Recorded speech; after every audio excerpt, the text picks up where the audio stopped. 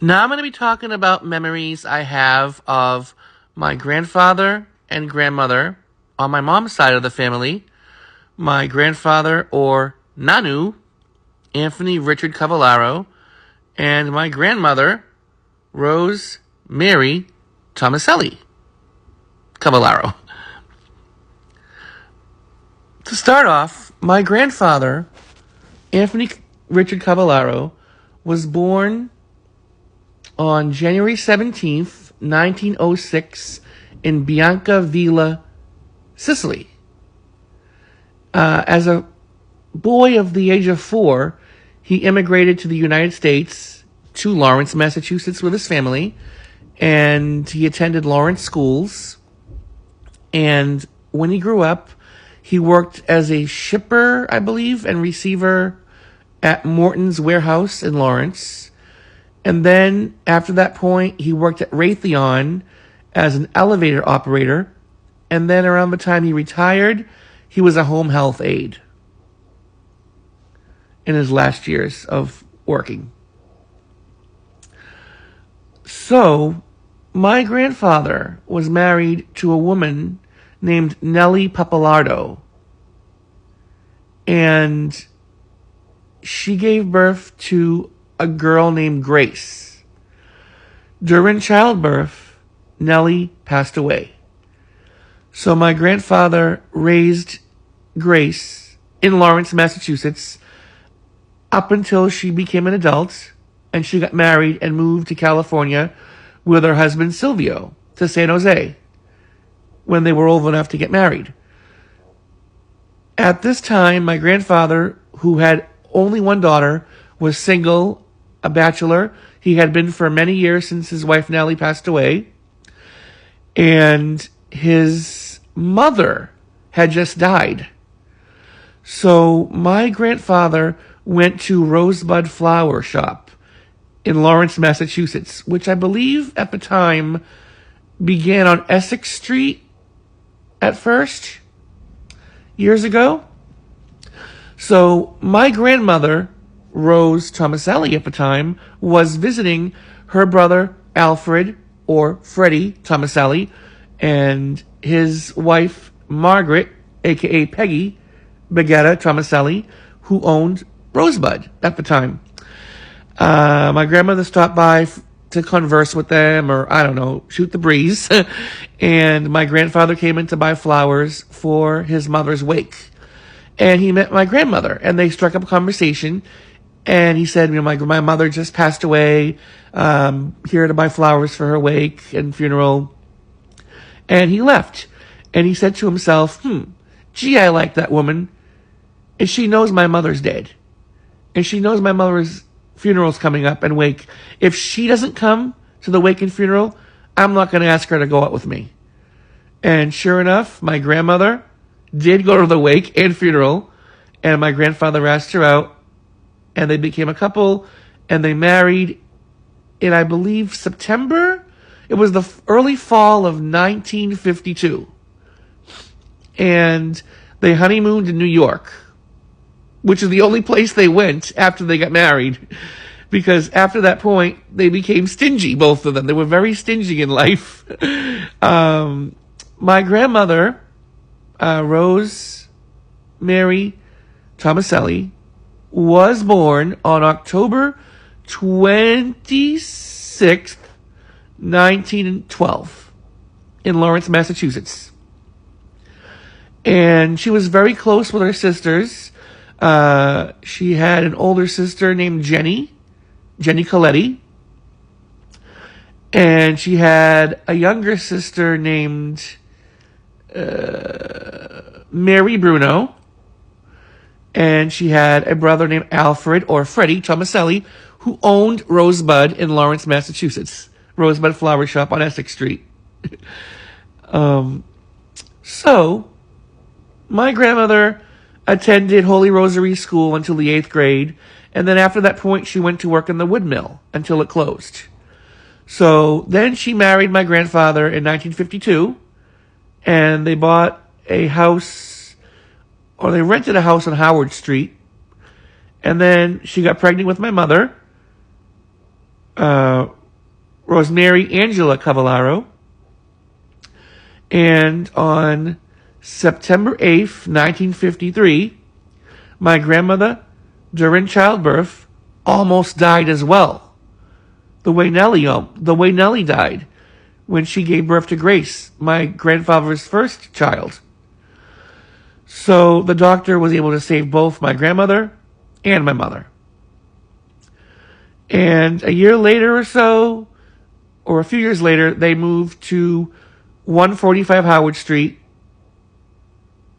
which has a 3-tenement in the front, a bungalow in the back, and like a 6-car garage in the back. And there they lived for the rest of their days. My grandfather was all Republican. My grandmother was Democrat. My grandfather loved to play the stock market. My grandmother wanted out of it. So there was many fights they had over the years over money and incidents that happened with his first daughter, Grace. There was some mixed feelings over the years with my grandmother because my grandfather tended to favor Grace and he'd do things behind my grandmother's back that she wasn't approving of. And fortunately, after all the fighting they had over money and Grace, they remained together for 45 years. They were very stingy, as I've said. My grandfather was a happy-go-lucky guy. He was more carefree than my grandmother. My grandmother was more old-fashioned, but somehow my grandfather was too. My grandparents did not have cable television. They did not have a ceiling fan. They did not have a window fan. They did not have a floor fan. They did not have an air conditioner. They did not have a microwave. They did not have a dishwasher. They did not have a VCR. They had nothing.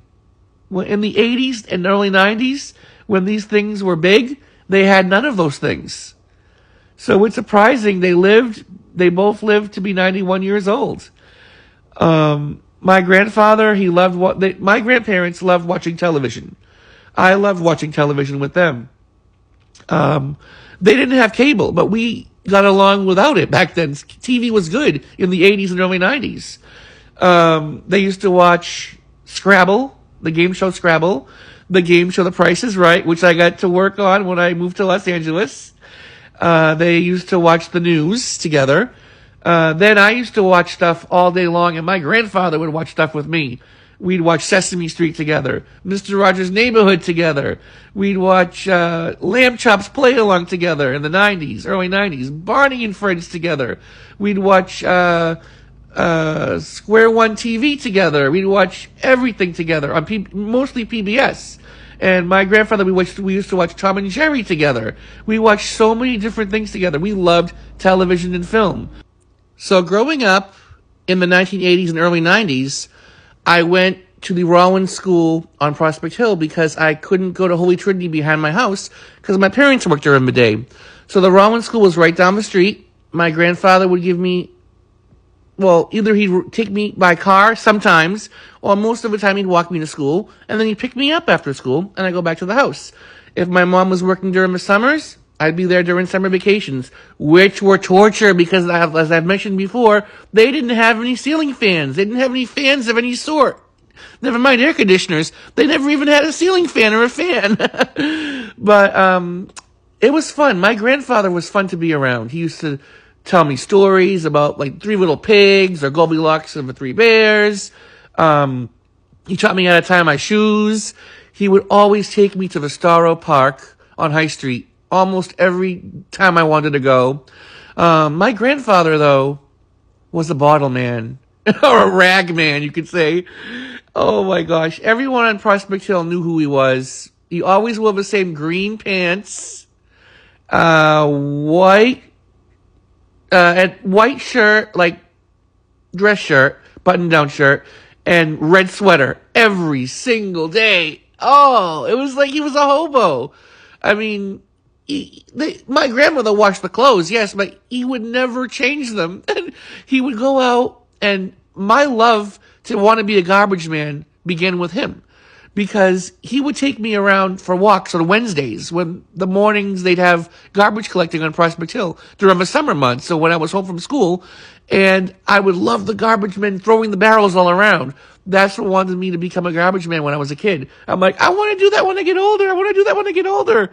My grandfather would go for walks.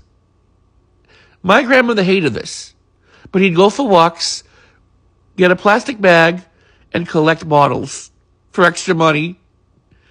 Weird, but I think a lot of old people at the time did that. I mean, I've watched some television shows, sitcoms, and characters who are old even describe doing that as well. So my grandfather was no different than them in the 80s and early 90s. So my grandmother watched me until I was 10 years old, and I left the Rollins School, and I went to Holy Trinity after that. So the only person she had to care for was my grandfather after that. My grandparents, they were both pretty healthy into their late 80s.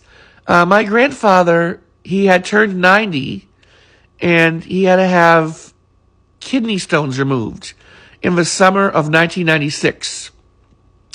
And he had started slowing down. He was becoming more mute. And I told my mom, I said, Ma, it looks like it's the end for him. He is not talking as much anymore to us. He used to talk more before. Oh, don't worry, she'd say. He's okay, he's okay. But something was up. That summer, he walked himself to the Lawrence General Hospital. He was about to have kidney stones removed a few weeks from then, but he went on a day that it wasn't scheduled. So my grandmother called us at the house. She goes, you know what happened? And my dad goes, what? You know, your father-in-law walked himself to the Lawrence General Hospital thinking that today he had his surgery for the kidney stones. So they had to give him a ride back in the ambulance back to the house, and she had to pay for it. So at that time, we were all thinking, you know, he's starting to lose it a little bit. But he still knew who everyone was, but he was mute. He was mostly mute. He wasn't talking much, and he was still okay for his age. I mean, he was strong. So it was after the surgery that things started going bad. And I remember in the summer of 1995, my grandmother fell down the stairs. And he picked her up and he brought her back to bed. He put her in bed and he called us on the phone and he said, you know, he told my mom, your mother's in bed. She fell down the stairs. So my mom was like, don't waste any time. I'm calling an ambulance. We got to get her to the hospital. So we had a neighbor drive us up to their house on Prospect Hill, and then the ambulance met us there. So my grandfather was still strong at that time in the summer of 95 to pick my grandmother up the stairs and drag her all the way to bed to make sure she was okay. So now it's 1996 and he's losing his mind. But he knew he had a surgery coming up. So after he had the kidney stones removed, he was just a different person. He wouldn't talk anymore. He went home after several weeks, and then my grandmother couldn't do it for long. He went home for around Thanksgiving, and that was the last Thanksgiving of 1996 he spent with us. My mother would give him food, and he pushed the plate away. He goes, "That's it. I can't eat anymore." And he used to be a big eater. So I said, "Ma, something's definitely up." And she goes, "No, he's okay. It's okay. He's just getting older. You know, he's slowing down, but he's okay." So then my grandmother put him after that point, full-time in the Mary Immaculate Nursing Home. She checked him in. She couldn't do it anymore. And he lived there throughout 1997. And he was just a vegetable in the end. He wouldn't talk much. He knew I was crazy. My mom would lament to him, "Oh, I'm having trouble with my son. Oh, he's always fighting with us at home." And my grandfather would go, "You can't control him. You can't control him." So, and then in the summer of 1997, he aspirated on a noodle. And he got pneumonia. And he passed away on August 3rd, 1997. So my grandmother lived alone from that point onward. And she was still as stingy as ever into her late 80s. She was stingy. Oh, she was stingy. We used to take her shopping all the time because my grandfather lost his license in 1988. He would always drive with the door open. Like he closed it and it would be not even closed enough. He'd run red lights and he'd get so many tickets by the police that they told him, you have to stop driving. So he lost his license. He was getting old in years anyways. So we drive them to the market every Saturday to Market Basket in North Andover to buy food. And then my grandmother stopped going at that time after my grandfather died. And we just get the food for her and bring it to her house. So she lived there. She lived on just Kentucky Fried Chicken. We'd go there every Friday and buy her KFC tender roast on Friday. And then on Saturday, she got her groceries. No. Fridays would sometimes be Tripoli pizza. Plain, no cheese, just sauce. And hermit cookies from Pappy's Bakery. And then Saturdays would be a few food goods from Market Basket.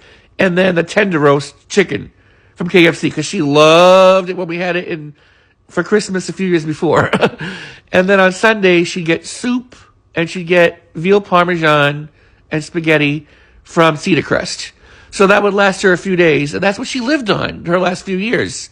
Other than water, prune juice, orange juice, toast, butter, jam, jelly, those kind of things. In the summer of 2002, she had a mini stroke. And she recovered from it. And she went back home. She was 90 years old. And they let her go back home. And I tell her, Nana, when are you going to change these windows? They're original from the early 1900s. They'll change them when I die. I don't want to change them now. It was so weird. So I was picking at one of the windows, I believe. All the wood was all coming off. And then it somehow ripped off. What did you do? What did you do? So my father had to fix them. There was one window in the entryway. They wouldn't open at all. They were just old windows. They wouldn't open. They were just dry windows, just stuck. Just no screens, couldn't open, stuck windows. And just for beauty. And my dad had to fix it with putty or something. I'm like, Nana, this is pathetic. You need new windows. Oh, I haven't gotten them yet. Look how old I am. I'm not going to get them. I'm like, Nana, they're chipping, they're breaking, they're going to fall. But luckily the windows all lasted until she passed away. In the fall of 2003, my mother went over the house to see her. And she was yelling at her. My grandmother was always mad about the tree behind the house. She always wanted it to be cut.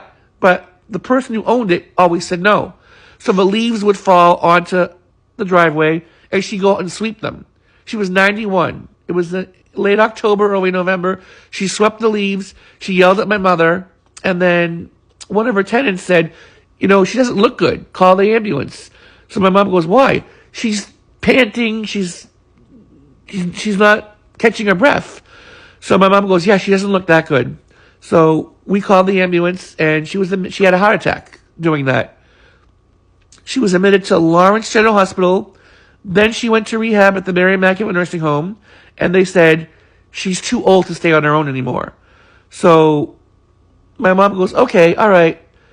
So then she was there a few weeks and she was losing it. She didn't know much anymore. She was not there all in the head.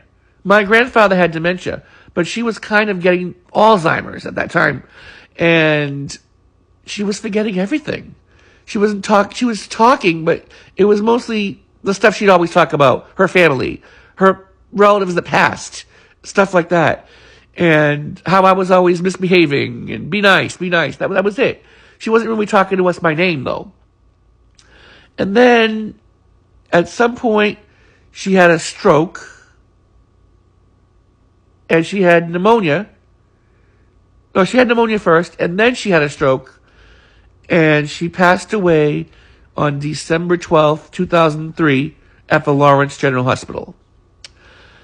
And that's the story of my grandfather and grandmother, Anthony Richard Cavallaro and Rosemary Tomasseli Cavallaro.